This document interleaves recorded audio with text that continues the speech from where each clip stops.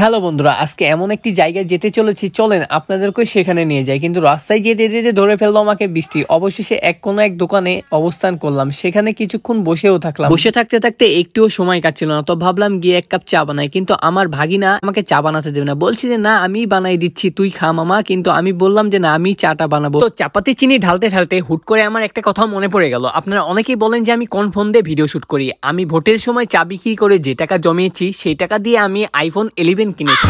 প্রকৃতির একই নীলা খেলা, ঢালছি আমি গরম পানি, বেরোচ্ছে লাল পানি। যাই হোক, চা বানানো শেষ, এক ঢোক মেরে দেখলাম চাটা কিন্তু অনেকটাই ভালো হয়েছিল। যাই হোক, নিজের হাতের চা খারাপ হলে কিন্তু খেতে হবে। মামাকে বললাম তুই এক ঢোক মেরে দে ভাগিনা। অবশেষে থেমেই গেল বৃষ্টি, দেখা পেলাম প্রকৃতির এক অপরূপ সৃষ্টি।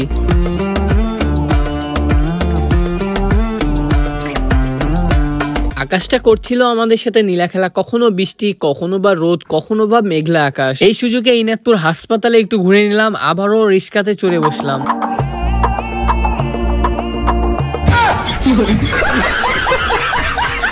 ফাঁকা রাস্তা পেয়ে আমি বাতাসের গতিতে মারছিলাম রেস।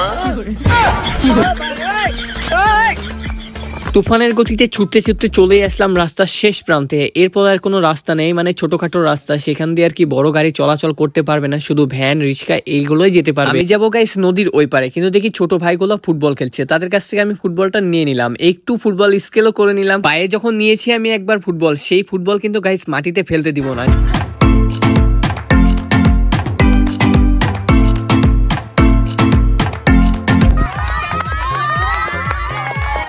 বন্ধুরা, ছোট ভাইগুলো তো ফুটবল স্কেল দেখে অনেকটাই উৎসাহ দিল। আপনার একটা লাইক, একটা কমেন্ট করে দিয়েন।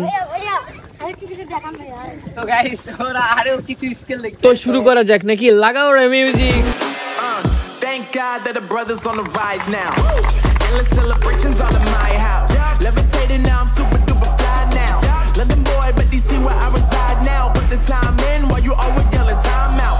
And for quit it, cause I know I'm coming with it. You were sitting, you were wishing I was handling my business. Now I got the ball like Harry Potter playing Quidditch. And my business is humongous, you would think that happens in it. Damn man, I'm all that, yeah I'm all that.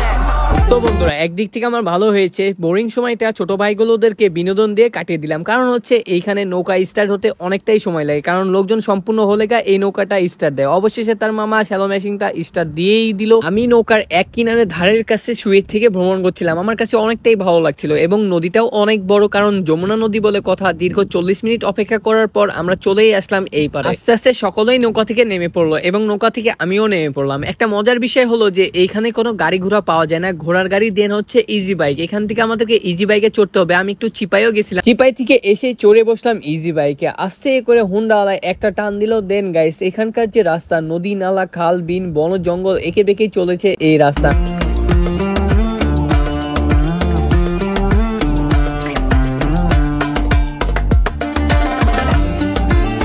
হাওয়ার গতিতে উঠতে উঠতে চলে আসলাম সাহারার মরুভূমিতে।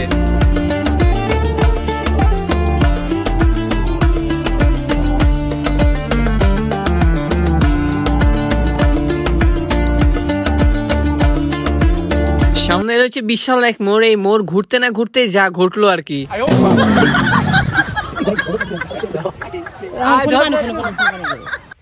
এখানে একটু by mistake আমাদের চাকা স্লিপ খেয়ে গেছে, যাই হোক কোনো ব্যাপার না। ভাই কি হয়েছে?